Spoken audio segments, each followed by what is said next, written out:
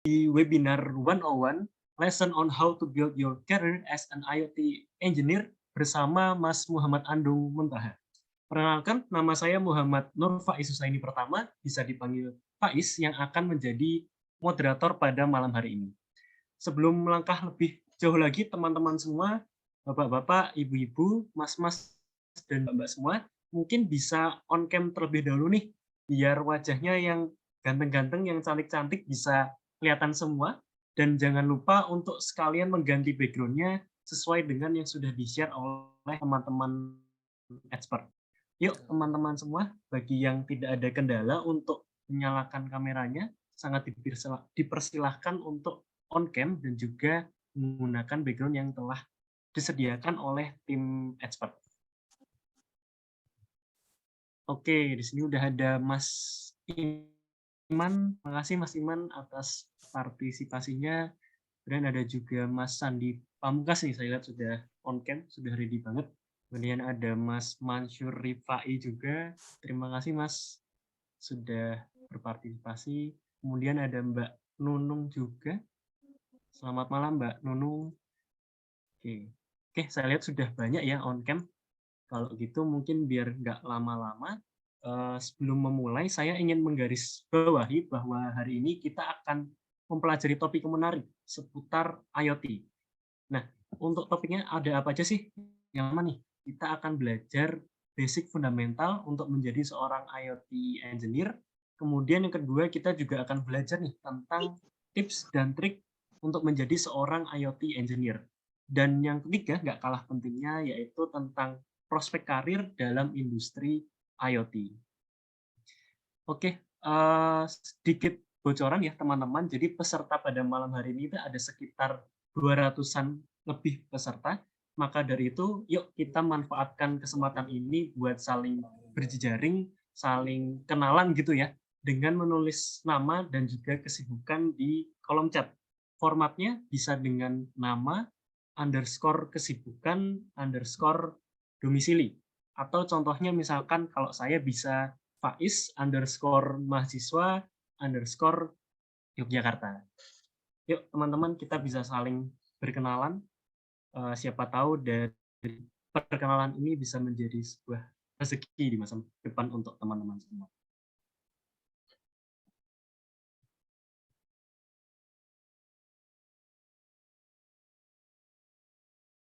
Oke, sudah ada Mas Farhan nih dari Jogja selaku Business Development.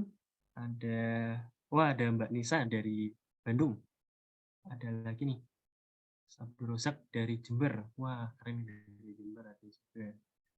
Dan Mas Farhan mahasiswa, Mas Ilhan mahasiswa juga. Wah, ternyata banyak juga ya mahasiswa nih. Keren, keren, keren. Terus ada juga freelancer, ada yang sudah bekerja juga di Telkom, ada ASN juga. Wah, keren ASN juga belajar tentang IoT. Ada Mas Mansur, karyawan swasta. Oke. Salam kenal semuanya. Terima kasih sudah berpartisipasi untuk saling berkenalan. Semoga teman-teman bisa bertemu dengan network-nya. Siapa tahu bisa menjadi sumber rezeki di masa yang nanti. Baik, sekali lagi selamat datang semuanya di webinar IoT by Expert. Jadi, teman-teman, pada malam hari ini kita akan belajar bersama Mas Muhammad Andung Muntaha selaku pembicara. Beliau adalah seorang industrial IoT engineer di SLB. Oke, boleh next slide, Mas Farhan? Nah, supaya lebih asik lagi nih, biar lebih interaktif juga dan seru, kita pengen tahu nih sebenarnya motivasi terbesar rekan-rekan untuk ikut webinar pada malam hari ini tuh apa sih? Kenapa di malam Jumat yang mana besok itu udah masuk di weekend, teman-teman masih berkomitmen, masih semangat untuk join di webinar IoT malam hari ini? Nah, teman-teman bisa banget langsung buka ke menti.com dan masukkan kode yang tertera di layar share screen. Atau teman-teman juga bisa langsung klik di kolom chat di link Menti yang sudah dikirim oleh Mbak Nisa. Nah, Mas Farhan mungkin bisa sambil dibantu Mas untuk share screen hasil surveinya nih. Kita mau lihat motivasi dari teman-teman semua kira-kira apa aja nih.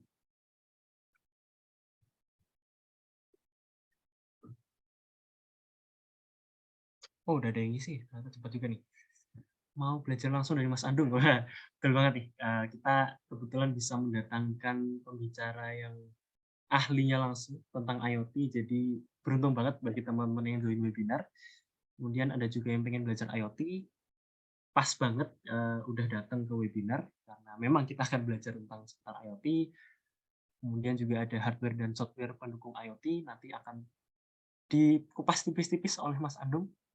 Nah, kemudian ada juga yang pengen menambah wawasan dan juga menambah sertifikat. Tenang aja, nanti kita akan ada sertifikat di akhir dengan sistem absensi. Kemudian ada juga yang pengen mengasah kemampuan dan juga prospek mengenai IoT. Oke, kalau gitu teman-teman nggak salah tempat ya udah milih buat join di webinar IoT karena saya lihat motivasinya sudah selaras dengan apa yang akan dibahas dalam webinar pada malam hari ini. Terima kasih teman-teman atas partisipasinya. Boleh di next slide, Mas Farhan. Oke, jadi adalah agenda kita pada malam hari ini. Pertama ada opening dan welcoming yang sudah kita jalani baru saja. Kemudian yang kedua ada expert program overview.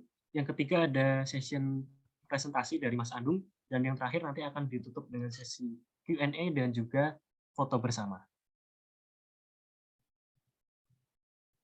Sedikit cerita ya teman-teman mengenai expert, yaitu penyelenggara dari webinar malam hari ini. Jadi expert.id sebenarnya adalah sebuah platform dari Widya EduTech yang berfokus pada pelatihan dan mentoring bagi profesional perorangan maupun korporasi.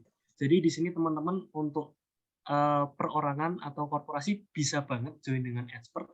Jadi nggak cuma untuk perorangan, tapi korporasi juga bisa banget join untuk meningkatkan skill atau kemampuan di berbagai bidang. Apa aja contohnya? Contohnya seperti teknologi informasi, programming, product management, marketing, sampai juga English and Scholarship Bootcamp. Nah, expert sendiri sudah ada semenjak 2022 kemarin, teman-teman, dan jumlah pesertanya untuk yang sudah bergabung dengan expert sudah mencapai 1.796. Jadi sudah ribuan orang yang berkomitmen dengan expert untuk belajar bersama. Next slide, Mas. Oke. Nah, bootcamp-nya ada apa aja sih di expert ini? Untuk 3 besarnya dengan peserta terbanyak ini ada diduduki oleh Excel, Flutter, dan juga IoT. Nah, jadi untuk IoT sendiri memang salah satu big three ya teman-teman dari produk unggulannya expert. Nah, secara geografis peserta expert juga mayoritas ini masih berdomisili di Jawa ya, di Pulau Jawa teman-teman. Dengan peringkat satunya itu ada di Provinsi Jawa Barat. Tapi ada juga loh peserta yang itu dari luar Jawa seperti di Sumatera, Kalimantan, ataupun di Sulawesi juga ada. Jadi teman-teman yang dari luar Jawa nggak perlu berkecil hati, semuanya sangat terbuka untuk join bersama expert. Nah, selama 2022, expert juga sudah mengadakan total sebanyak 54 webinar dan juga 48 bootcamp. Rentetan ini jadi bukti tersendiri kalau expert memang produk ini selalu dinanti-nanti oleh banyak orang setiap bulannya. Nah, boleh next slide. Nah, selain 3 besar tadi, expert juga menyediakan bootcamp lainnya. Expert menyediakan ada basic coding dan programming, kemudian ada Flutter, ada Golang, ada IoT, security system, data analysis, dan banyak lainnya seperti yang tertera dalam slide. Nah, expert.id sendiri juga sudah pernah bekerja sama dengan beberapa instansi, teman-teman. Contohnya ada dari SMK Anihayah Karawang untuk mengadakan kelas industri yang kebetulan sedang berlangsung di bulan Januari ini sampai di bulan Maret nanti. Kemudian ada juga dari Peruri, ini BUMN pencetak. Jadi waktu itu pada bulan Mei sampai Juni 2022, kami dari Expert dan Peruri bekerja sama untuk mengadakan bootcamp IoT dengan total peserta sampai 125 orang. Dan kemudian ada juga kerjasama dengan PT PLN untuk mengadakan pelatihan Microsoft Word yang kebetulan dilaksanakan juga pada bulan Januari 2023 tahun. Nah, ini adalah Instagramnya Expert. Jadi buat teman-teman nih yang belum kepoin atau cari tahu tentang Expert, bisa banget untuk langsung follow Instagramnya expert.id. Kenapa harus follow? Karena teman-teman bisa mendapatkan berbagai macam informasi mengenai bootcamp, webinar, tips dan trik, dan juga banyak informasi lainnya seputar IT. Menarik banget, jadi yuk kita follow bareng-bareng biar nggak ketinggalan berita-berita terbaru seputar teknologi informasi. Oke, nah malam ini ada sedikit challenge buat teman-teman. Jadi buat teman yang mungkin merasa antusias dan juga merasa, "Oh seru banget nih, webinar pada malam hari ini," bisa banget untuk mengunggah dokumentasi pada malam hari ini untuk mengikuti webinar dan tag, expert.id dan juga pembicara kita pada malam hari ini, nanti akan dibantu oleh teman-teman expert untuk di-repost teman-teman story-nya. Atau mungkin teman-teman yang lebih aktif di LinkedIn, boleh juga share keseruannya di LinkedIn dengan tag dan juga hashtag belajar IoT bareng expert.id, dan jangan lupa untuk tag expert.id dan juga LinkedIn-nya Mas Muhammad Andu. Oke, nggak berlama-lama lagi teman-teman, kita akan langsung belajar dari ahlinya IoT, yaitu Mas Muhammad Andung Muntaha. Mas Andung, apakah sudah bersama dengan kami saat ini? Yes, Mas Faiz. Dan baik di Oke. sini. Ya. Baik, Mas Andung, mungkin biar nggak berlama-lama lagi nih, teman-teman kayaknya udah nggak sabar Mas buat ikut pemateriannya. Jadi layar dan waktu saya persilahkan ke Mas. Oke, thank you Mas Faiz. Saya coba share screen ya. Bentar.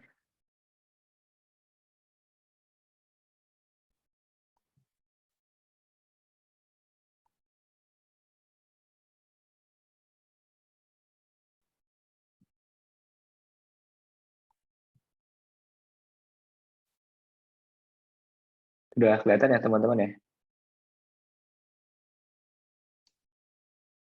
Sudah Mas, sangat jelas. Oke, Sudah.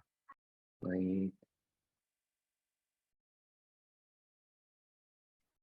Oke, sebelumnya saya ucapkan selamat datang ya kepada teman-teman yang udah menyediakan waktunya Jumat malam untuk kita santai aja, have fun discussion di sini, sama kita belajar bareng juga. Saya juga mungkin belajar juga dari teman-teman.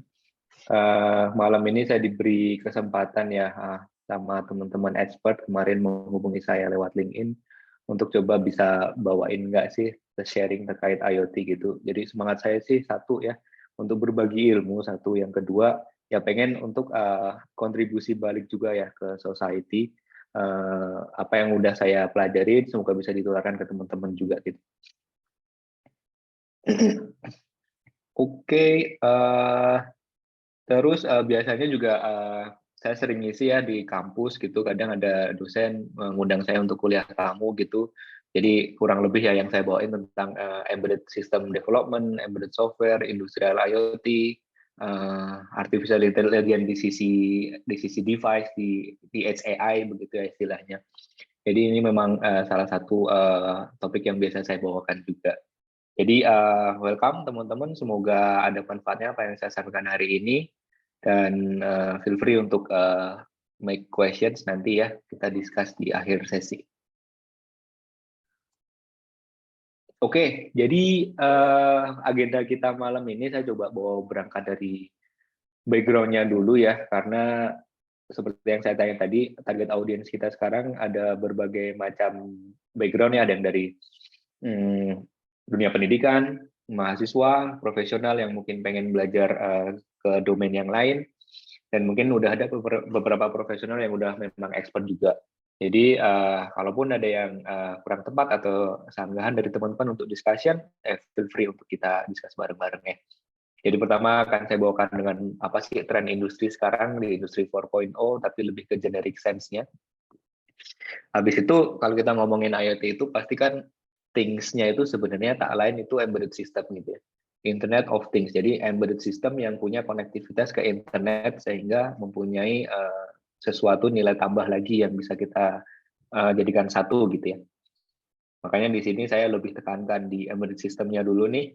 Karena di embedded system itu luas sekali ya teman-teman ya. Jadi kalau teman-teman mahasiswa biasanya mainan microcontroller, mungkin Arduino, ESP32 gitu. Nah, kalau kita udah ngomongin industrial scale, itu agak berbeda nih makhluknya gitu. Sama mungkin kebutuhan requirement juga berbeda gitu. Ada lagi nanti kita ngomongin FPGA itu apa sih, makhluk apa gitu ya. Terus kalau kita ngomongin gateway yang ada di bawah, selain microcontroller juga biasanya ada sesuatu computing device yang agak advance ya. Biasanya running operating system yang sudah kompleks, apakah itu Linux, apakah Android, ataupun mungkin Windows IoT juga. Nanti kita coba discuss di situ. Terus setelah itu kita udah bahas things-nya di embedded system gitu ya. Terus internet part-nya di mana gitu. Nah, internet part-nya nanti kita coba ngomongin secara protokol yang bisa dipakai, terus distributed system yang membangun service-service untuk mendukung operational IoT itu seperti apa. Lalu kalau kita ngomongin IoT itu kan things-nya itu pasti ya lebih dari satu gitu ya. Karena ada beberapa device yang kita deploy di lapangan gitu. Jadi untuk manage device-device itu seperti apa sih? Apakah kita perlu melakukan firmware update? Apakah kita perlu menjaga security-nya? Nanti kita coba obrolin juga ya. Dan seperti topik kita hari ini, meet-nya adalah dari saya yang bahas dari industry trend, terus embedded system development, software development, career development advice apa sih yang bisa saya berikan? Saya kasih gambaran terkait industrial demand gitu ya. Lalu mungkin ada Q&A yang bisa kita discuss bareng-bareng. Gitu. Oke, sebelum situ mungkin kenalan sebentar ya. Jadi nama saya Muhammad Andung, background saya di elektro. Saya ambil elektro di ITS, angkatan 2009. Saya lulus di 2013. Elektro dengan penjurusan di teknik komputer. Jadi kalau teman-teman di elektro biasanya kan ada power, telkom, control system. Nah, saya ngambil yang di komputer. Lalu saya lulus, saya kerja di Selam Bersih juga, perusahaan yang saya sekarang kerja juga. Itu lebih ke software development, tapi di sisi di sisi high level gitu. Jadi kayak membuat software untuk orang finance, untuk HR, untuk nge-support organisasinya tersendiri gitu. Lalu saya dapat beasiswa di 2017 dari LPDP. Saya ngambil embedded system karena waktu itu di S1 juga saya ikut tim robot begitu ya. Jadi banyak development terkait embedded system, terkait robotik, dan waktu itu ada kesempatan untuk mempelajari lebih dalam lagi, makanya saya ambil embedded system di KTH di Swedia. Habis itu dapat kesempatan untuk research juga ya di Scania, itu perusahaan yang membuat mobil, bus, truk gitu. Dan itu kan banyak kontrol-kontrol yang harus di-develop. Saya ngerjain tesis di situ. Habis itu pulang ke Indonesia karena seperti teman-teman tahu beasiswa LPDP mengharuskan saya kembali ke Indonesia untuk mengabdi. Ya salah satunya dengan mengisi-ngisi webinar, datang ke kampus gitu, dan ini juga salah satu effort saya untuk giving back ke Indonesian ya.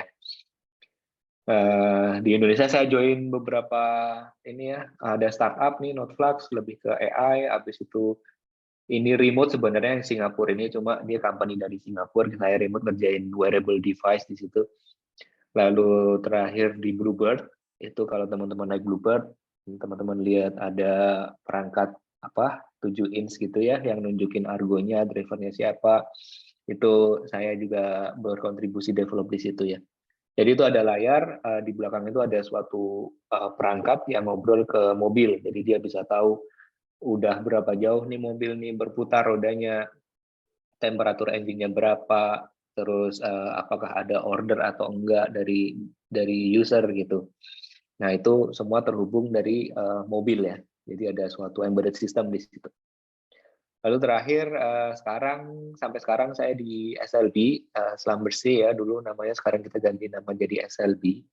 Itu Oil and Gas Service Company. Jadi mereka lagi ada satu produk baru untuk edge computing juga. Jadi edge computing yang di oil and gas itu ditaruh di mana? Itu ditaruh di sumur-sumur untuk memonitor sumur. Jadi dia bisa memprediksi kalau mau ada kerusakan atau ada anomali, dia bisa notifikasi sehingga sumur itu lebih optimal, tujuannya untuk menaikkan production sama untuk menghindari kerusakan yang terlalu lama. begitu. Oke, sekarang kita ngomongin Industry 4.0 revolution ya. Saya yakin teman-teman pasti udah sering banget lihat ini ya, diagram ini ya. Bagaimana dulu kita berevolusi dari industri 1.0, dari yang mechanical, terus mulai electrify, ada automation, dan sekarang lebih ke smart factory. Jadi industri 4.0 itu lebih ngubungin istilahnya information technology sama operation technology. Jadi information teknologi itu kayak apa? Ya kayak tadi misal sistem information, database, aplikasi bisnis. Sedangkan operation teknologi itu lebih kalau kita lihat pabrik, bagaimana production line itu berjalan, yang sudah di-automate gitu ya, kita gabungkan itu dua IT dan OT itu jadi IoT namanya kan, Industrial Internet of Things gitu. Nah dari situ bisa banyak itu use case-nya. Dan banyak sekali algoritma-algoritma yang bisa kita terapkan di satu line tadi itu.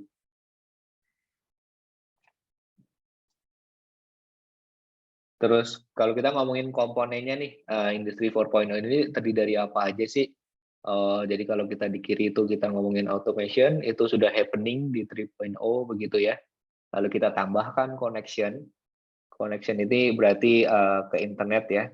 Lalu di back end service-nya kita bisa develop sesuatu itu di cloud computing-nya, sehingga itu menjadikan suatu arsitektur Internet of Things begitu ya. Nah dari perangkat-perangkat itu kan nge-generate data nih. Kalau itu data sensor ya berarti dia akan banyak sekali data yang bisa kita olah. Lalu dengan suatu sistem yang terintegrasi kita bisa make sense of data itu, apakah membuat rekomendasi, ataukah membuat prediction, ataukah membuat notification alarm, itu salah satu use case-nya. Mungkin saya bisa kasih contoh satu use case IoT ya untuk oil and gas gitu. Jadi teman-teman pernah lihat pompa angguk nggak? Kalau lihat pompa di sumur minyak itu, tapi yang geraknya tuh kayak naik turun gitu. Kalau kita kayak di sumur konvensional dulu, namanya kayak nimbo ya, kalau bahasa Jawanya itu nimbo. Nah itu salah satu pompa yang dipakai untuk mengambil minyak dari dalam reservoir gitu, dinaikkan ke pipa gitu untuk dialirkan ke separator gitu. Nah proses itu sebenarnya kan ada suatu controllernya begitu ya, dia bisa turun terus dia nunggu embernya itu penuh, lalu dia ditarik, lalu dia dialirkan ke pipa. Nah proses penungguan itu biasanya di set itu apa ya, waktunya itu fix gitu. Maksudnya fix seperti apa? Oh dari cara dia ngangguk pompanya itu, misal oke, masuk ke bawah nih pompanya, terus dia nunggu beberapa waktu begitu ya, terus nanti dia ambil lagi naik. Nah itu mungkin 5 menit, kita bisa bilang seperti itu ya. Nah dengan seperti itu kadang nggak optimal, kadang 5 menit itu udah terlalu lama gitu, jadi udah luber gitu ya istilahnya, sehingga durasi untuk dia stroke-nya 5 menit di bawah, 5 menit di atas itu terlalu lama gitu. Bisa juga terlalu cepat gitu. Kalau terlalu cepat efeknya apa? Dia belum penuh nih pompanya, terus dia udah naik. Nah itu jadi kan nggak optimal juga produksinya. Kalau tadi terlalu lama dia kan kapasitasnya sudah penuh, dia nggak bisa ngisi lagi, produksinya juga akan kuturunkan. Jadi gimana kita bisa mengoptimal itu waktu tunggunya gitu. Jadi bisa kita taruh suatu perangkat IoT di situ, itu nge-monitor load-nya dari pompanya itu, kalau sudah penuh dia bisa langsung naik gitu ya, tanpa kontrol sistem yang tadi itu yang agak kurang pinter, karena dia penuh nggak penuh secara 5 menit dia akan naik gitu.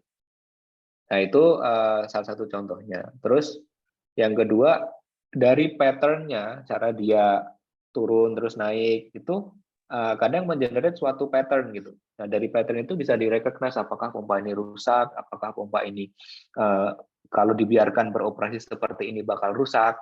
Nah itu bisa kita implement di suatu ini ya, embedded system yang running di pompa tersebut gitu. Mungkin itu salah satu contoh use case-nya ya teman-teman ya. Mungkin biar agak jelas juga di sini use case yang lain apa kalau nggak di industrial. Ya mungkin kalau di society kayak smart home gitu ya, kita sebelum di rumah AC-nya udah nyala otomatis nih karena tahu jadwal kita pulang. Jadi once kita masuk ke rumah itu sudah dingin gitu karena nggak perlu nunggu waktu pendinginan ruangan lagi gitu. Itu mungkin salah satu contoh yang lainnya. Oke, lalu kita tadi ngomongin kalau dari sisi development ya, dari sisi yang paling bawah kan berarti dari sisi things-nya tuh. Kalau kita ngomongin satuan terkecil, biasanya teman-teman kalau yang familiar untuk belajar, biasanya kan kita konekin suatu sensor ya, sensor ataupun aktuator. Itu kan basic dari control system itu ada sensor, ada aktuator gitu ya. Nah di sini biasanya kalau sensor itu kalau nggak digital analog ya. Digital itu ya bisa ngeluarin sinyal 1 atau 0 gitu sesuai level voltage-nya ataupun analog yang dia fluctuate berdasarkan apa yang dia sense begitu. Jadi karakteristik MCU ini strongnya di mana di I/O ya, di input output dia punya analog atau digital input. Biasanya kita hubungkan ke sensor, kita bisa baca suatu sensor. Lalu outputnya apa? Apakah ada aktuator ataupun datanya di log doang habis itu kita kirimkan. Tapi let's say untuk meng-achieve suatu closed loop control system, jadi ada aktuatornya ya. Jadi selain dia ngebaca sesuatu, dia juga nge-actuate. Kayak tadi itu berarti yang di-actuate apa namanya? Pompa time-nya begitu ya. Itu ada yang nanya di tengah mau di ini atau langsung apa nanti di akhir ya Mas Faiz ya?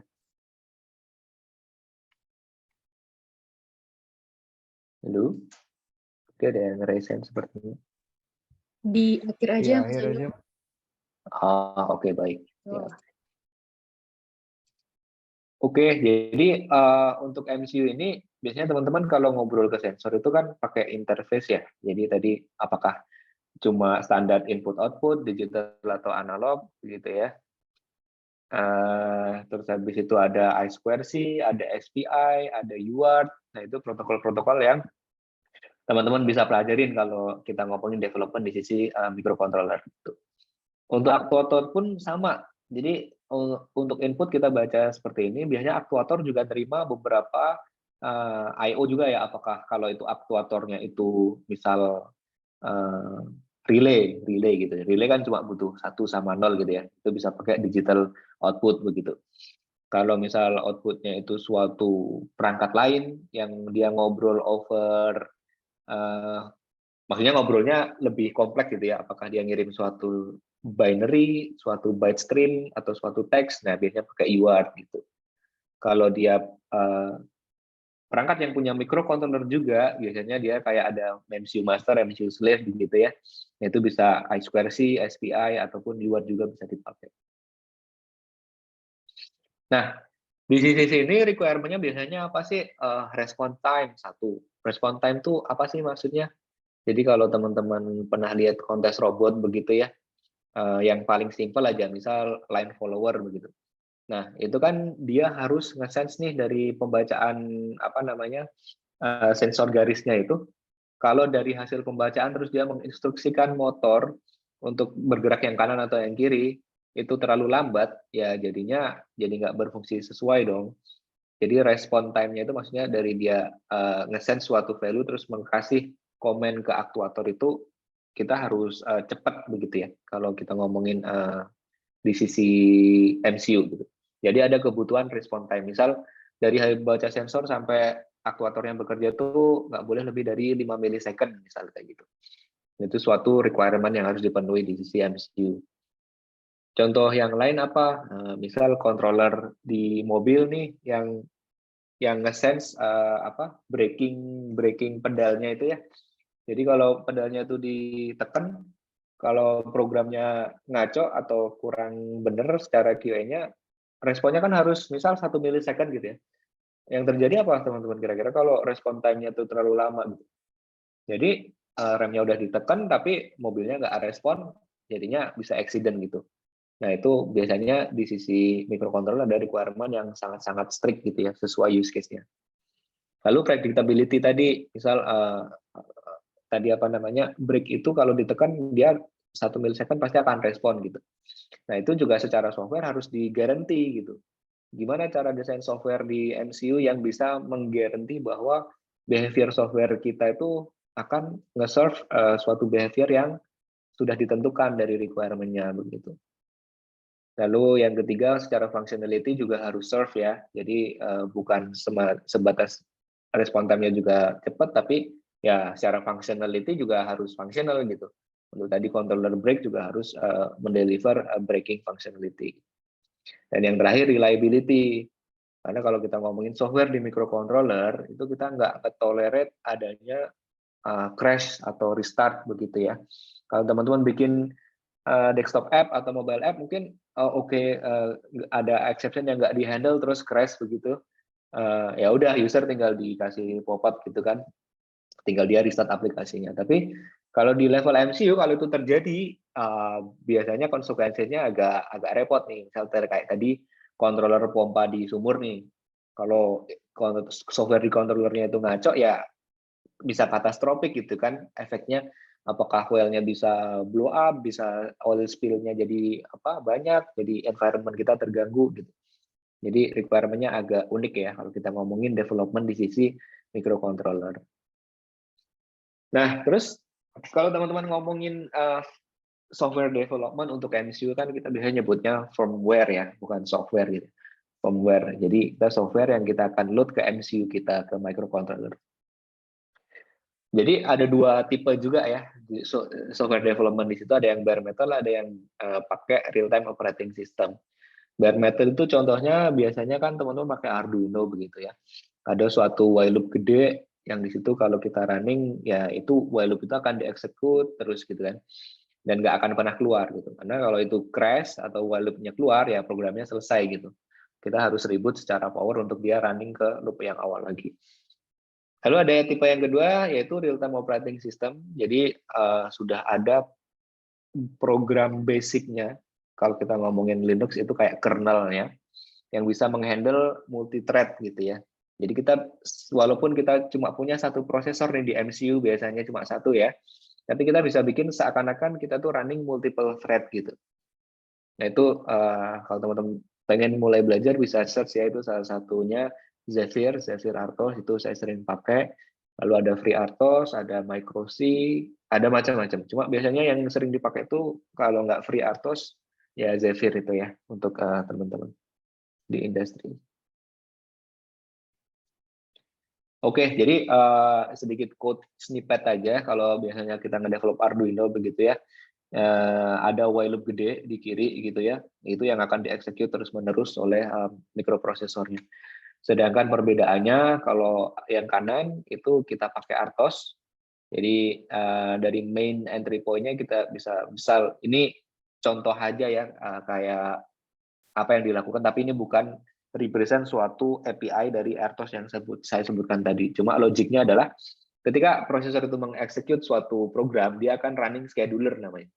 Scheduler itu kayak suatu software yang akan ngontrol nih program-program mana aja yang running gitu. Jadi di sini contohnya saya ngedefine 2 thread gitu ya. Kalau teman-teman biasa familiar dengan istilah multi-threaded di programming application, ya kita ngomongin task kalau di microcontroller gitu. Levelnya sama gitu. Tapi intinya yang saya pengen tunjukin di sini, the way kita nge-structure program kita itu berbeda gitu. Jadi ini seakan-akan ada 2 while loop gitu ya, 2 task yang running independently, terus kita running bareng di sini. Jadi scheduler nanti yang akan ngambil nih, oh task 2 nih akan dieksekut, task 1 nanti dulu ya, depending gitu.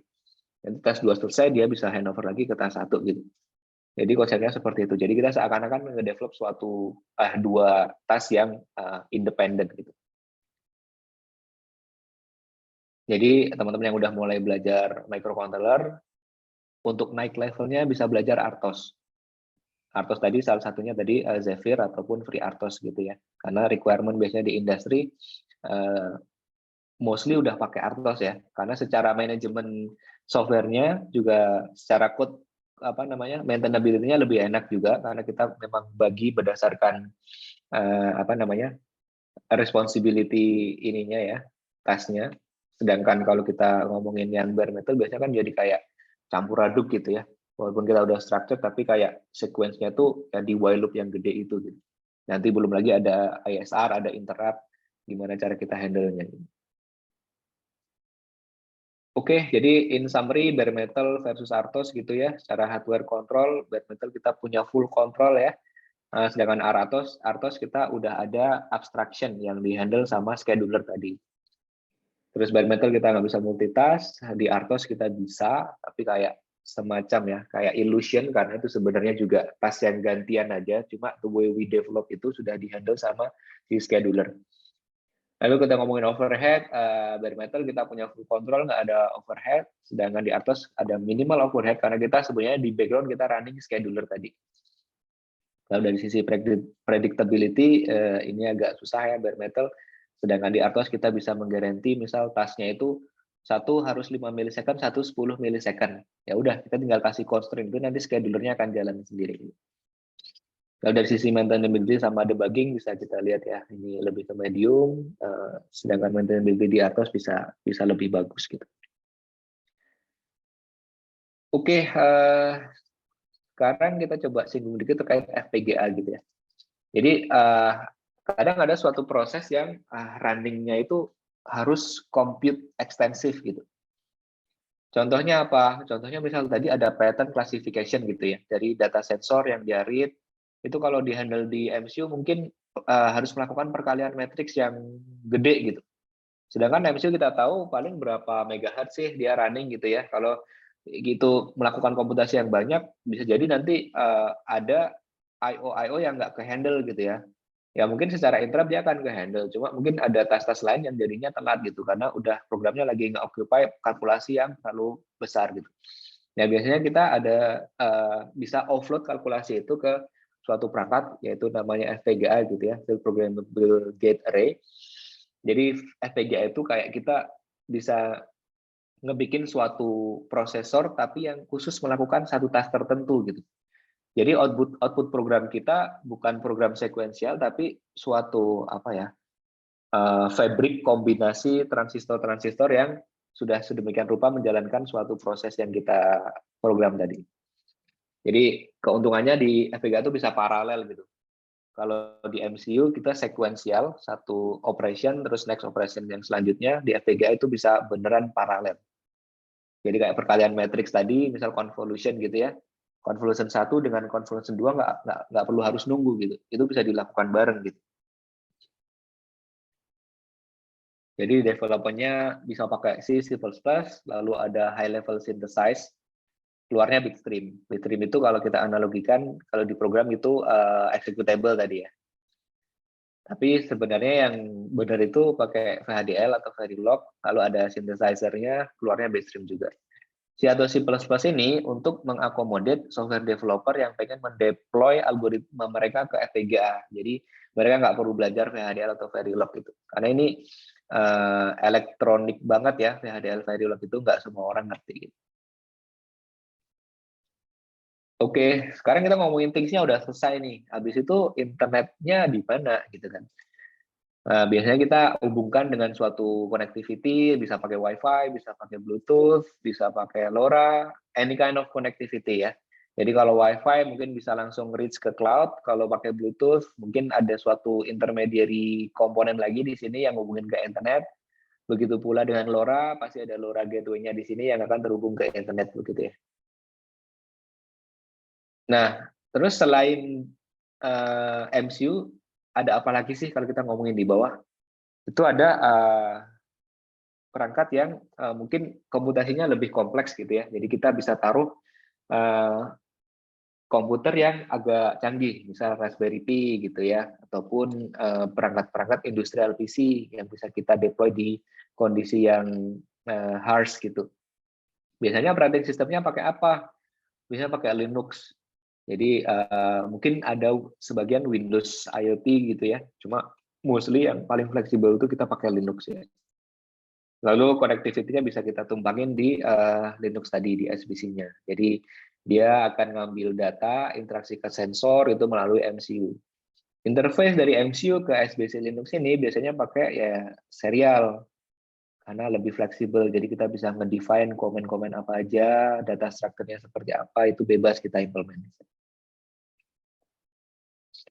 Oke, sekarang kita embedded Linux development ya. Jadi kalau teman-teman biasanya pakai Raspberry Pi dengan Raspbian OS begitu, nah itu kan tinggal pakai ya teman-teman ya. Jadi kayak generic Linux aja gitu. Cuma sebenarnya kita bisa bikin nih custom OS nih. Jadi kalau teman-teman dulu Raspbian itu kan ya begitu jalan itu GUI-nya jalan juga. Mungkin ada yang minimal version ya, nggak ada GUI-nya gitu. Cuma kadang kita pengen bikin OS yang custom juga sesuai kebutuhan kita. Jadi kita strip down tuh yang nggak kita perlukan, terus kita taruh software kita di atasnya. Jadi begitu device itu nyala, yaitu aplikasi kita yang running gitu. Kalau kita pakai Raspbian ini kan ya udah Raspbian, terus kita taruh software, kita bikin sistem deskripsinya, terus dia running begitu ya. Tapi bisa juga kita bikin custom OS gitu. Jadi nanti kita juga punya satu IMG file gitu ya yang akan bisa kita burn ke SD card kita gitu. Jadi developmentnya bisa pakai ini, dua ini teman-teman referensinya Yocto atau Buildroot. Industri standar kita pakai Yocto. Jadi kalau teman-teman mau coba bikin custom OS untuk Raspberry Pi teman-teman nih, nah itu bisa coba ini Yocto ataupun Buildroot gitu ya. Maksudnya custom OS itu seperti apa? Oh, custom OS itu ya udah pengen dari yang minimal terus teman-teman tambahin suatu aplikasi di atasnya gitu ya. Jadi begitu nanti running itu, nah ini udah OS gue nih gitu, bisa dikasih nama apa gitu ya. Jadi begitu misal di deploy di 20 Raspberry, itu teman-teman nggak perlu mengkonfigur Raspberry-nya satu-satu lagi. Itu file IMG yang tadi teman-teman udah build sedemikian rupa itu bisa teman-teman copy, tinggal di apa pakai DD copy gitu ya, pakai tools apa sih, Rufus atau apa begitu. Lalu tinggal itu dicolokin ke device masing-masing, udah itu akan running exactly the same gitu ya, software komponennya. Oke, terus di sisi application bisa kita develop suatu, misal Kioska gitu ya, Kioska untuk self payment atau untuk beli tiket KRL gitu. Nah itu kan ada GUI aplikasinya. Biasanya develop pakai apa sih?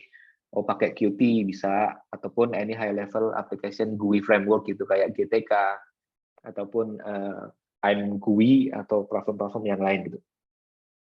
Jadi yang nanya bahasa ya, bahasanya kalau kita ngomongin embedded Linux itu biasanya C untuk kernel, C++ untuk high level application-nya, ataupun Python juga bisa kalau kita udah ngomongin embedded Linux ya. Karena di sisi application ini kita bebas nih, karena udah di level application. Ini any kind of language kita bisa develop di application level. Tapi di level kernel itu C. Terus tadi kalau kita balik sebentar ke sisi MCU itu juga C atau C++ ya. Beberapa akhir ini ada tren untuk pakai Python ataupun Golang, cuma kita sebagai embedded developer masih agak skeptis ya, jadi C sama C++ biasanya masih jadi way to go untuk develop sesuatu di level microcontroller. Oke, terus embedded Linux tadi ya sangat-sangat fleksibel. Kernel Linux itu gratis, teman-teman bisa lihat source code-nya, bisa build, bisa kalau mau build operating system, tools-nya sudah mature, Yocto sama Buildroot itu, jadi itu udah industri standar.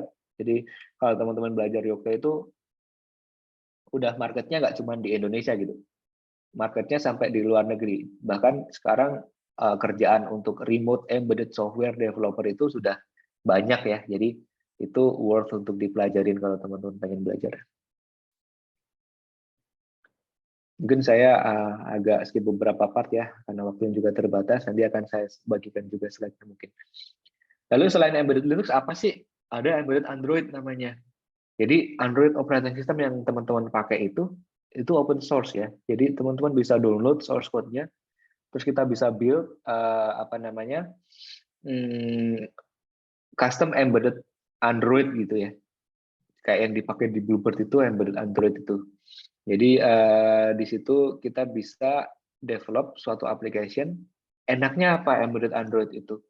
Embedded Android itu udah standar development environment-nya. Jadi teman-teman mobile developer misal pengen nge-develop IoT tapi perangkatnya Android gitu. Itu sangat-sangat gampang dan sudah terstandardize gitu ya. Kalau tadi kita ngomongin embedded Linux kan sangat-sangat custom nih. Jadi nggak ada standar nih. Tergantung device maintainernya nih yang bikin standar gitu. Kalau Android ya kita develop sesuai SDK-nya Android gitu kan, pakai Kotlin, pakai Java begitu. Dan ini bisa kita build secara custom juga. Oke, lalu ada lagi nih, kita naruh komputer cepet yang kenceng-kenceng di bawah ini buat apa sih?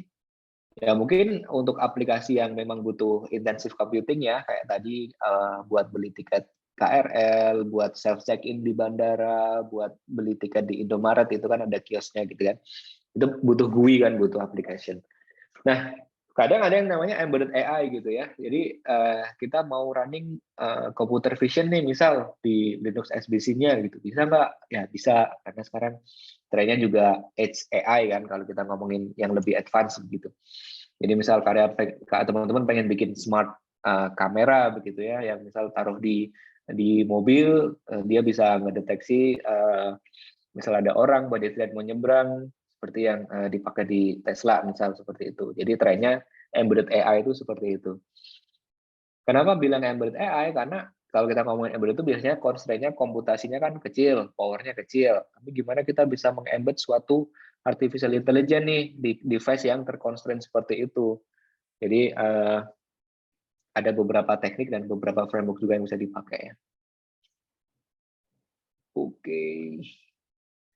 Lalu tak lupa juga ada connectivity lagi yang harus kita tambahkan.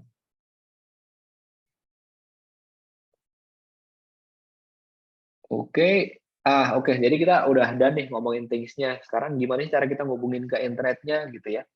Biasanya pattern-nya itu pakai MQTT nih, ada publish sama subscribe pattern gitu ya. Jadi tadi yang di belakang ada embedded Linux, embedded Android, biasanya kita running MQTT client di situ. Lalu ada MQTT broker di sisi cloud, di sisi server. Dia bisa nge-publish sesuatu information, lalu ada beberapa backend services yang bisa subscribe topik-topik tersebut gitu. Dan publish subscribe pattern ini two way ya. Jadi kalaupun device itu ngirim sesuatu, dia bisa nerima balik sesuatu, misal dikasih komen atau dikasih instruction untuk mendownload firmware yang baru, itu bisa dilakukan. Nah, jadi di belakangnya nih ada subscriber. Ini subscriber nih suatu backend services ya, yang kita ngobrol ke MQTT broker yang sama. Lalu bisa di-store ke database, bisa diterusin ke backend service yang lain. Apakah ada analytic engine yang running di situ apa enggak. Lalu backend-nya juga bisa nge-serve suatu services ya, bisa API yang bisa dikonsum ke misal web app, dibikinin dashboard, mobile app, dibikinin mobile app. Lalu mungkin terkoneksi ke third party gitu ya. Jadi misal teman-teman bikin IoT platform ini nih, software as a service business begitu. Nah, nanti jualan API. Nah, itu kita bisa API-nya tuh dipakai untuk third party misal, atau klien kita yang memakai service yang dari IoT platform kita gitu. Nah, sekarang kita ngobrolin dikit terkait industrial ya. Jadi kalau tadi kita ngomongin secara generik, microcontroller secara generik, kalau kita ngomongin industrial itu agak berbeda makhluknya teman-teman. Jadi yang saya tunjukin di kiri ini perangkat yang kiri atas ini controller di pompa minyak.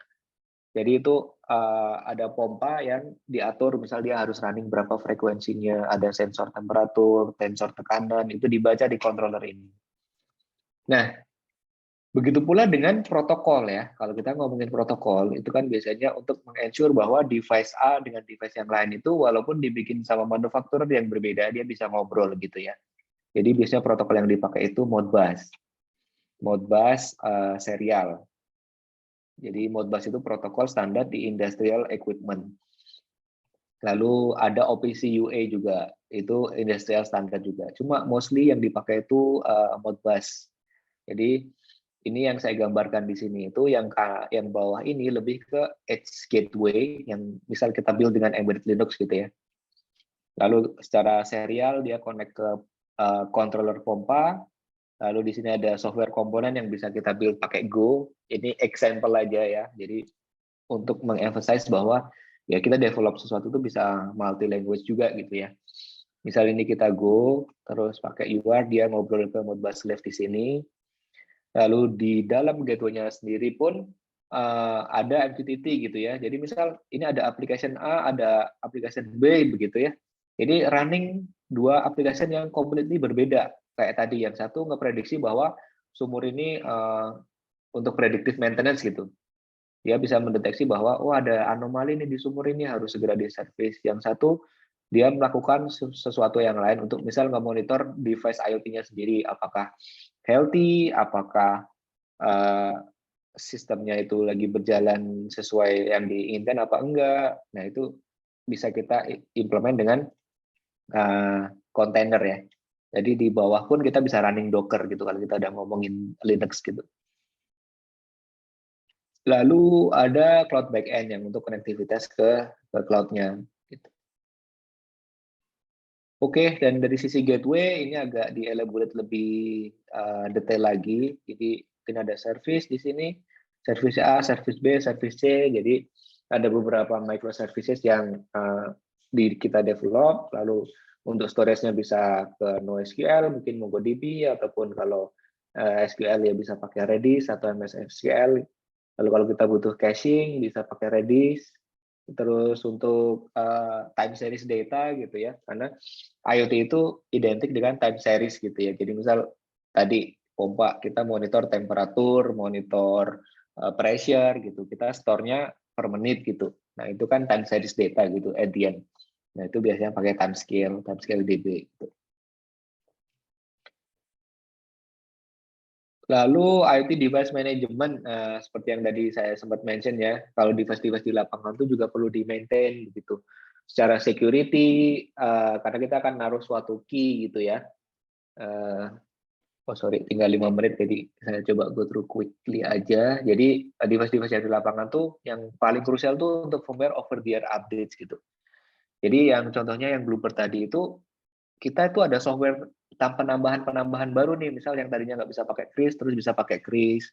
Nanti mungkin ada fitur lain lagi diganti secara bisnis flow-nya. Itu kita melakukan update itu, yaitu ke sejumlah mobil itu.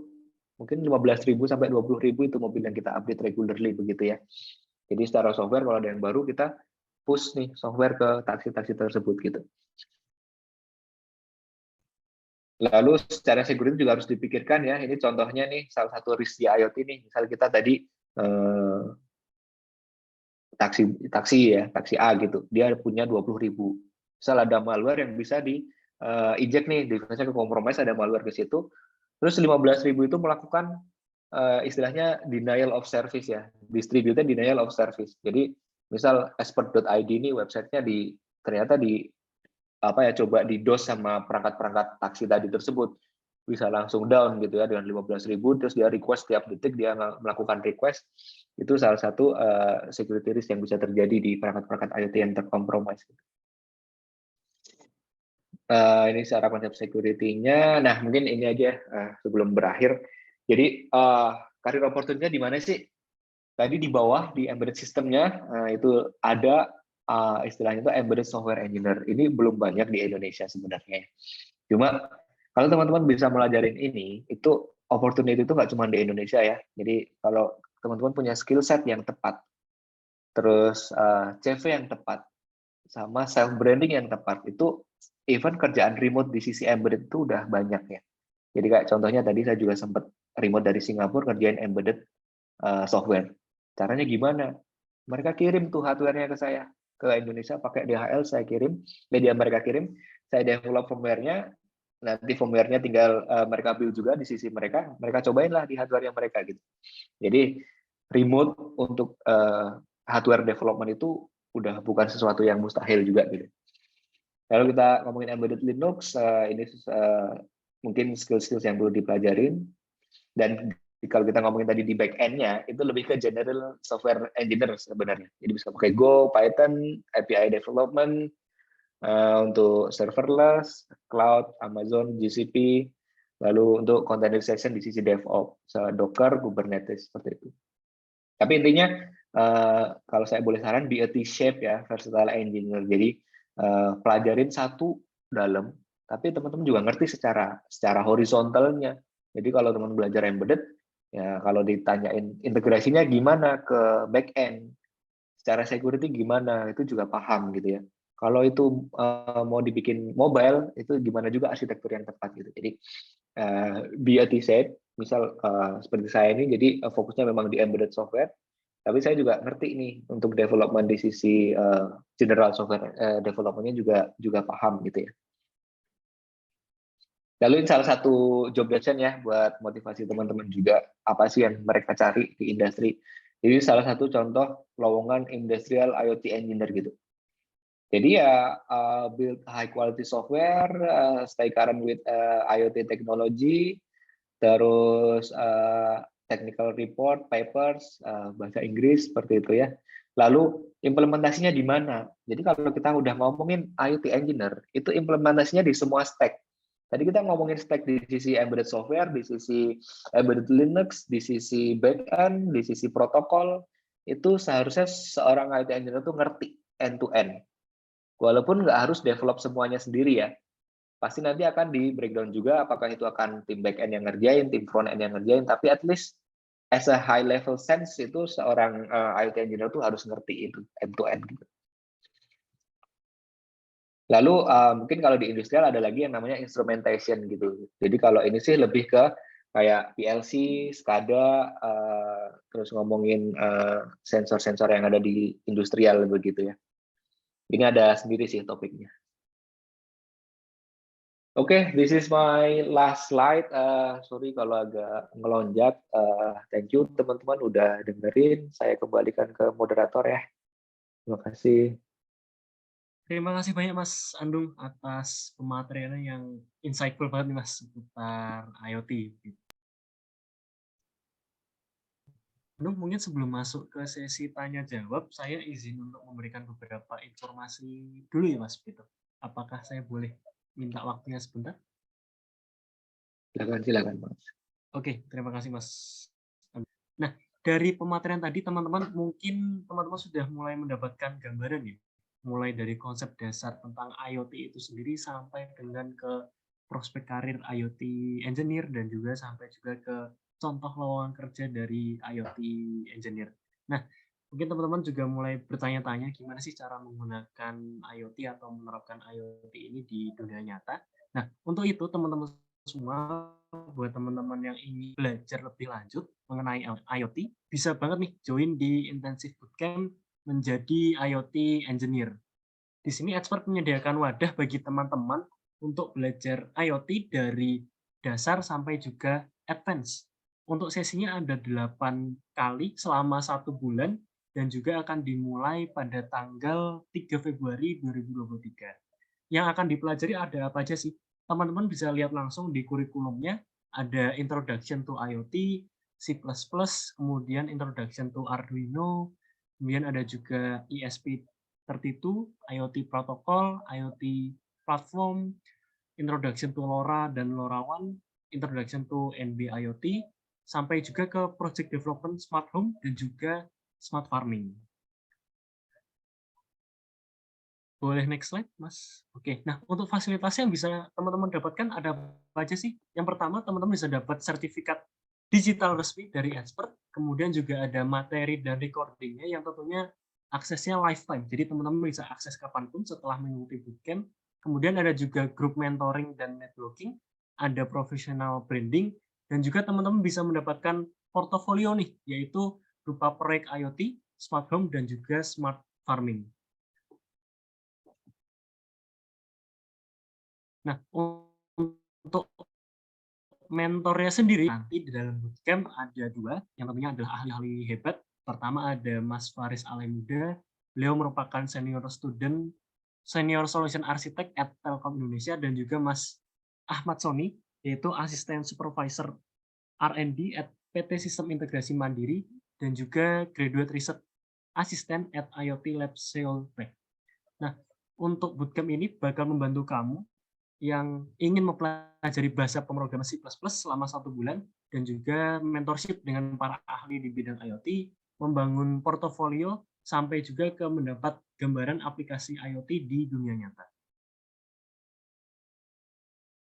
Nah, di sini tim expert juga udah menyiapkan jawaban bagi teman-teman mungkin sudah punya pertanyaan. Di sini ada pertanyaan-pertanyaan umum, kami sudah menyiapkan jawabannya. untuk pemula bisa banget buat ikutan bootcamp IoT karena teman-teman akan belajar dari materi-materi dasarnya. Kemudian kelasnya ini dilaksanakan secara full online melalui Zoom secara live dengan mentor dari sesi awal sampai juga sesi akhir. Nah, kelas ini dilaksanakan di pukul 19.30 sampai 21.30, jadi nggak akan mengganggu waktu kuliah teman-teman. Jadi teman-teman akan mempelajari bahasa pemrograman C++ juga selama 1 bulan. Dari 8 kali pertemuan efektif setiap Selasa dan Jumat mulai 3 Februari 2023. Kemudian ada juga grup belajar di WhatsApp dengan mentor yang tentunya adalah expert di bidangnya, dan ini mendapatkan sertifikat resmi dari expert, dan teman-teman juga bakal dapat portofolio yang tentunya bisa menambah nilai plus jika teman-teman ingin melamar sebagai IoT engineer di perusahaan impian teman-teman semua. Nah, di bootcamp sebelumnya di bulan April sampai Desember, total sudah ada 1.796 peserta yang bergabung bersama expert. Ini menjadi bukti bahwa memang expert ini sudah banyak diikuti oleh teman-teman sebelumnya. Jadi teman-teman yang ingin join bootcamp IoT nanti di bulan Februari nggak perlu ragu lagi karena sudah banyak orang yang berkomitmen untuk belajar bersama expert.id. Nah, di sini juga ada testimoni nih, biar teman-teman makin yakin lagi. Ada dari Pak Ipung Eko Suharjo dan juga Pak Nizar Palevi Madei. Dari Pak Ipung, beliau mengatakan kalau bootcamp IoT ini asik banget karena dengan harga kaki 5, teman-teman bisa dapat ilmu IoT bintang 5. Di sini kita bisa dapat ilmu, bisa chatting, dan juga bisa diskusi bersamanya yang sebelumnya nggak kenal, tapi bisa diskusi langsung juga dengan tutornya, bisa dapat ilmu baru, dan bagi yang masih pemula, itu bisa banget saling berbagi buat mendalami IoT lebih mendalam. Kemudian dari Pak Nizar, beliau mengatakan walaupun beliau ini kadang tidak ikut secara live, tapi beliau sangat berterima kasih karena materinya ini sangat-sangat fundamental dan itu penting banget, dan beliau sangat terbantu dengan rekaman dan slide. Jadi teman-teman nggak perlu khawatir misalkan nggak bisa join setiap sesinya karena teman-teman akan mendapatkan sesi recording di akhir pertemuan. Nah, berikut ada testimoni langsung dari salah satu peserta bootcamp Saya IoT. dipanggil Nadia, dan saat ini saya masih mahasiswa. Manfaat yang saya peroleh itu ada banyak. Pertama itu pengalaman belajar tentang pemrograman, kemudian beserta hardware-nya seperti Arduino, ESP, dan sebagainya. Kemudian bisa belajar tentang penerapannya itu seperti apa, dan sebagainya. Kemudian yang kedua, saya memperoleh manfaat relasi dengan mentor dan para peserta. Kemudian yang ketiga, saya bisa memperoleh cerita-cerita atau sharing pengalaman dari para mentor yang sudah berkompeten di bidangnya, terutama di bidang IoT. Perkenalkan, nama saya Nadia Ursula Sarasti.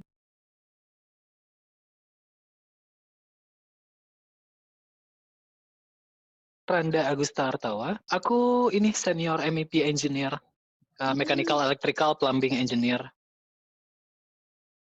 Jadi untuk kelas expert ini recommended banget untuk orang-orang yang ingin ikutan kelasnya, karena baik dari pematerinya, baik dari konten-kontennya itu sangat-sangat baik gitu, dan recommended untuk pemula-pemula yang ingin banget belajar di expert ini. Terkait juga latihan-latihannya, materinya juga banyak soal hand-on, kemudian latihan, kemudian praktikum juga di situ, dan semuanya dikasih tahu cara-caranya oleh pematerinya. Jadi kita nggak dibiarkan ngeblank begitu aja, kita punya sesi tanya jawab juga, dan semuanya benar-benar dikawal oleh orang-orang yang profesional. Randa Agusta Artawa. Nah, itu dia teman-teman testimoni langsung dari para peserta bootcamp IoT di batch-batch sebelumnya.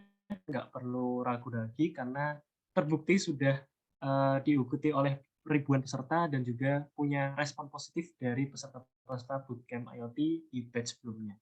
Ada kabar bahagia untuk teman-teman bagi peserta webinar malam ini karena teman-teman bisa mendapatkan diskon 100.000 dengan harga terakhir 399. Jadi teman-teman sebelumnya harganya adalah 499, tapi untuk teman-teman khusus peserta malam ini harganya cukup 399.000. Jadi teman-teman cukup menginvestasikan 399.000 untuk bisa mengikuti bootcamp IoT selama 1 bulan dalam 8 sesi intensif.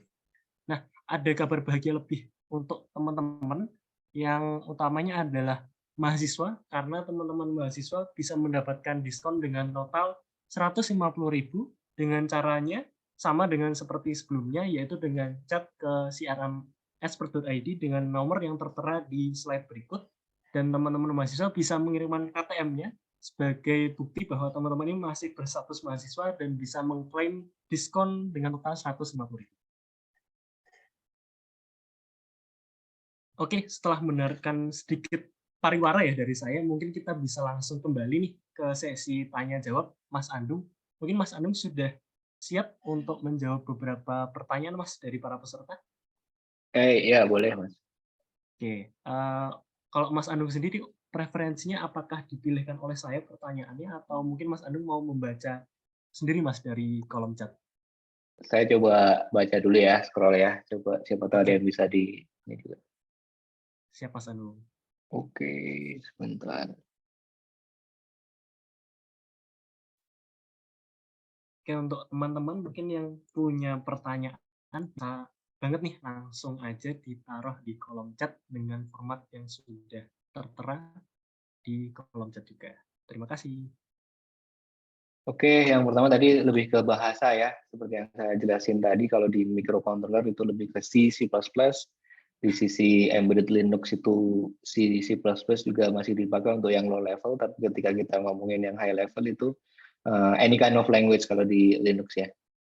Terus kalau di embedded Android itu mostly Python, Kotlin.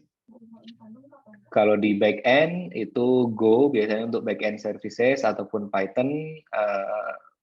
.NET Core juga lagi gaining traction ya untuk backend services. Terus teknologi stack yang lain tadi saya mention, mungkin nanti juga bisa dibagikan juga slide. Perusahaan-perusahaan manufacturing di era sekarang sudah memakai teknologi IoT, contohnya dalam teknologi apa? Oke, satu tadi dari oil and gas, saya udah mention beberapa use case ya. Dari sisi transportation itu lebih ke tracking, kayak tadi Bluebird, ada lagi beberapa startup, MakeEasy, Advotics, bisa teman-teman googling, itu untuk mengoptimasi mobilisasi fleet ya, vehicle mereka untuk mengoptimalkan proses logistik. Jadi salah satu contohnya, jadi perangkatnya ngobrol ke mobil, dia bisa ngukur berapa consumption fuelnya, dia bisa ngemonitor berapa jalan, udah berapa lama mobil ini jalan, dia bisa ngontrol mobil ini boleh dinyalakan atau enggak. Itu salah satu use case-nya. Next-nya ada dari AKB, skala industri hardware yang digunakan apa atau harus bikin dari awal? Apakah Arduino atau Raspberry bisa dan durability-nya kayak gimana? Good questions di industri different level ya, karena biasanya kita ada requirement yang stringent. Maksudnya requirement-nya yang agak repot tuh kayak gimana? Misal device tadi di oil and gas ya. Jadi untuk bisa kita naruh suatu perangkat elektronik di dekat sumur, itu ada klasifikasinya, ada standarisasinya. Jadi misal istilahnya tuh zone 1, zone 2, zone 3 begitu ya. Zone 1 tuh yang paling dekat dengan sumur. Itu salah satu spesifikasinya harus explosion proof. Jadi kalau terjadi ledakan, terjadi flame di situ itu bisa tahan device-nya. Jadi bisa dijawab kalau pakai Raspberry Arduino bisa apa enggak. Depends enclosure-nya seperti apa. Jadi yang mahal tuh enclosure-nya sebenarnya. Bikin enclosure yang tahan ledakan yang bisa lulus sertifikasi. Terus hardware durability-nya seperti apa? Ya itu tadi ya sesuai sertifikasi kalau di industri. Mungkin kalau di manufacturing saya kurang paham ya, tapi seharusnya tidak se-strict itu requirement-nya. Misal di pabrik Toyota, pabrik Honda begitu. Karena environment-nya lumayan yang banyak orangnya begitu ya. Jadi mungkin nggak ada requirement yang harus explosion proof seperti itu. Tapi tetap aja kalau kita deploy Arduino atau Raspberry gitu bisa apa enggak? Ya kadang Arduino Raspberry itu di level ini ya, level prototyping ya. Misalnya kalau kita udah ngomongin industrial itu sudah beda lagi ininya Biasanya kalau di level microcontroller yang kita sering pakai di STM32 itu biasanya untuk standar industri. Untuk industrial PC biasanya banyak juga yang menyediain. Salah satu contohnya Advantech ya. Saya coba ketik di sini, itu salah satu supplier juga. Mereka nyediain industrial PC yang memang udah industrial grade gitu. Mungkin itu bisa menjawab yang pertanyaannya AKB tadi. Terus dari Sandi Pamungkas, untuk RTOS itu support di Windows atau Linux atau bahkan bisa di keduanya. Jadi real time operating system itu running di microcontroller, di level microcontroller. Jadi bukan Windows atau Linux. Dia memang operating system. Jadi apa ya, selevel Windows Linux tapi di level yang lebih minimal karena untuk tas-tas yang kecil gitu ya. Kalau Windows sama Linux itu kan generic operating system. Sedangkan RTOS itu base-nya adalah kernel tadi. Jadi kita bisa deploy di tadi STM32, ISP, Arduino, itu bisa kita deploy di situ. Tapi bukan di atas OS yang lain. Jadi jawabannya bukan di Windows atau di Linux ya. Tapi di microcontroller. Terus LoRa itu apa? LoRa itu untuk radio communication ya. LoRaWAN nanti bisa di search, itu untuk wireless communication antara node device ke suatu gateway gitu. Jadi itu menangnya di baterai konsumsinya yang sangat-sangat kecil, terus jaraknya bisa jauh. Jadi contohnya misal untuk sensor ini misal ya, temperatur gitu, kita taruh di hutan gitu. Nah, kita taruh satu LoRa gateway di tengah, terus sensor temperaturnya ada 100 nih tersebar di segala titik gitu. Sensor temperaturnya itu kan nggak ada powernya tuh, nggak ada kabel yang bisa running, itu bisa pakai LoRa, pakai baterai, terus dia akan mengirimkan datanya tuh misal 1 jam sekali atau beberapa jam sekali, habis itu dia sleep gitu. Makanya bisa pakai baterai gitu. Sedangkan di gateway-nya itu yang terhubung ke internet cuma 1.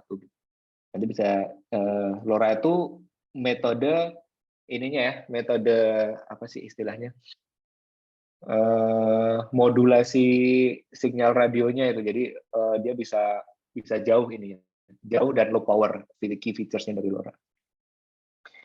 Untuk LoRa gateway yang industrial itu kira-kira mereknya apa ya? Untuk industrial saya jujur belum pernah ya implement LoRa di skala industrial. Jadi yang tadi saya mention gateway itu dia langsung pakai seluler soalnya. Jadi untuk yang LoRa gateway industrial level saya belum tahu. Dari Gangsar Fadil, dari mesin final project-nya line follower ke IoT. Oke, robot bisa dikendalikan manual ataupun otomatis, untuk GUI-nya menggunakan Blink. Dan microcontroller yang digunakan ada 3, Arduino, MCU, dan ESP32 CAM. Oke. Bisa memahami konsep dasar IoT yang disampaikan. Oke, yang ingin saya tanyakan, apakah prospek IoT di Indonesia tinggi? Karena saat ini saya belum menemukan posisi IoT engineer di lowongan umumnya. Oke. Apakah dari Bapak ada rekomendasi perusahaan di Indonesia yang menerima karyawan dengan pengalaman kurang dari setahun? Oke, fine. Jadi IoT itu memang IoT engineer itu apa ya? Keyword yang gampang ditemuin di job, kalaupun ada di Indonesia itu ya karena memang belum banyak ya perusahaan yang mengadopsi. Cuma waktu itu si Bluebird buka lowongan itu IoT engineer, IoT lead bahkan ya, karena untuk ngelit jadi tech lead yang ngebawahin beberapa IoT engineer begitu. Tapi setelah saya masuk pun yang saya advertise itu saya nyari IoT engineer gitu ya.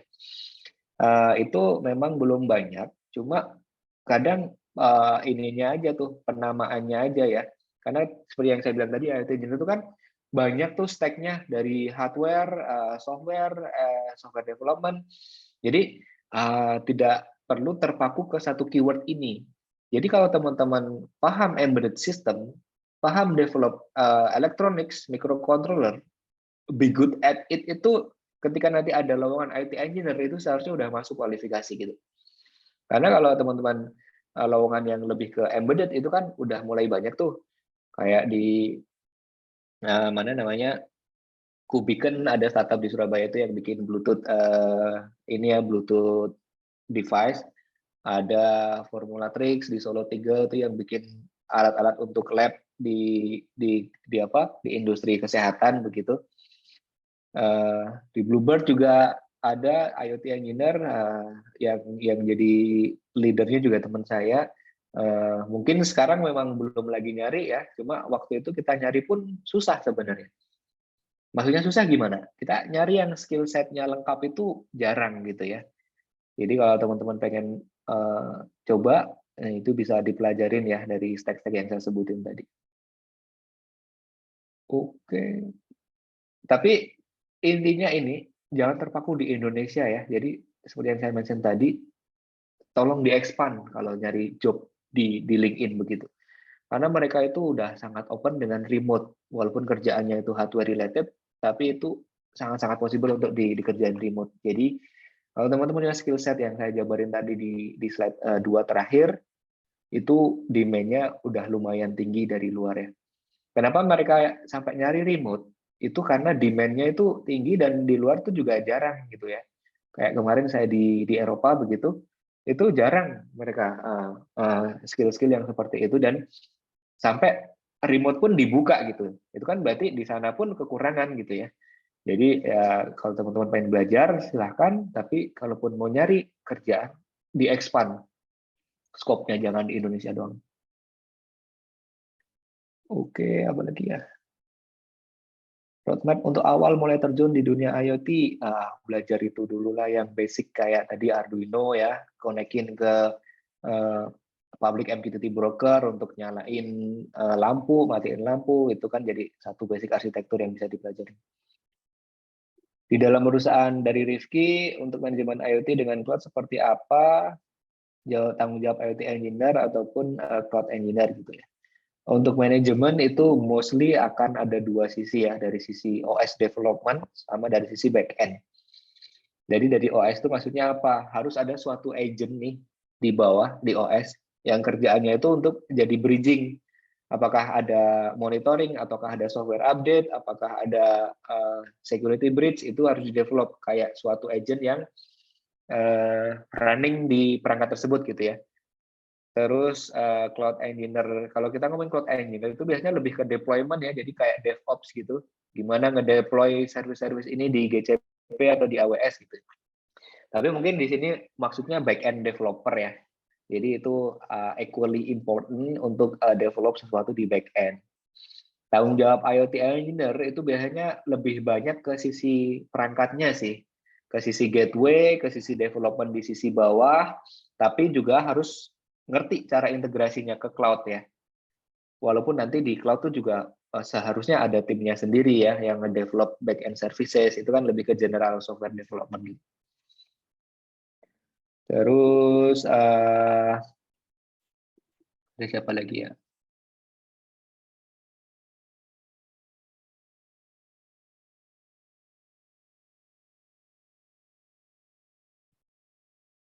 Sepertinya udah semua ya. Oke.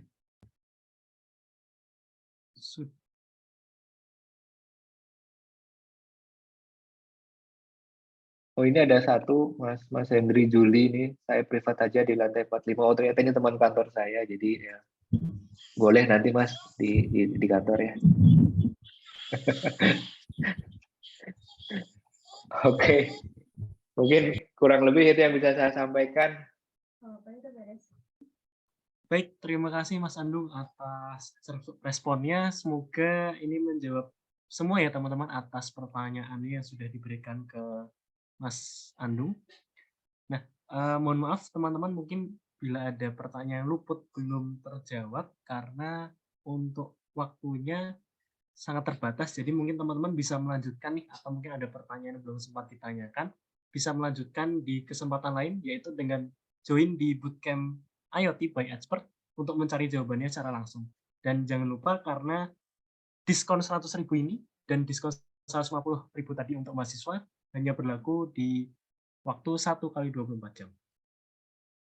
Nah, sebelum mengakhiri webinar pada teman-teman, mungkin alangkah baiknya kita mengabadikan momen dulu ya, sebagai bukti bahwa teman-teman ini memang lagi berproses untuk menjadi seorang IoT engineer atau profesi lainnya yang diinginkan. Jadi kita akan melakukan sesi foto bareng nih teman-teman. Mungkin teman-teman yang tadi belum on cam atau sudah terlanjur off cam bisa on cam kembali karena sebelumnya Bali. Nah, mungkin Mas Andung sambil menunggu teman-teman on cam nih Mas, bisa memberi sedikit closing statement untuk teman-teman peserta webinar, gitu, Mas. Ya, oke, thank you ya atas undangannya sekali lagi. Yang kedua, memang expert ini kan memang di bidang usaha itu ya, jadi kita frankly speaking aja memang ada advertisement untuk encourage teman-teman nih untuk ikut nih bootcampnya expert gitu ya. Jadi ya kalau kita ngomongin kualitas, kita bisa lihat ke apa namanya testimoni teman-teman yang udah join aja. Tapi ya untuk teman-teman yang pengen belajar hands on ya mungkin bisa belajar langsung ya di expert, karena mungkin juga akan ngerjain use case yang memang diberikan mentor-mentor yang sesuai use case di industri begitu.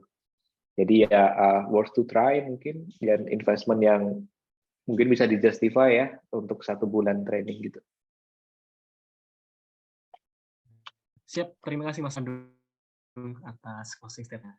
Baik teman-teman, sebelum menutup kita akan ada sesi foto bersama. Untuk operator, apakah bisa dibantu untuk screenshot teman-teman Boleh semua? nanti saya bantu Mas Faiz bisa counting down aja ya ke tiap slide. Aman. Thank you. Oke. Mungkin bisa dibantu untuk aba-aba sekalian ya Mbak, untuk screenshotnya. Oke Mas, dimulai dari slide 1 nanti bisa hitung aja ya.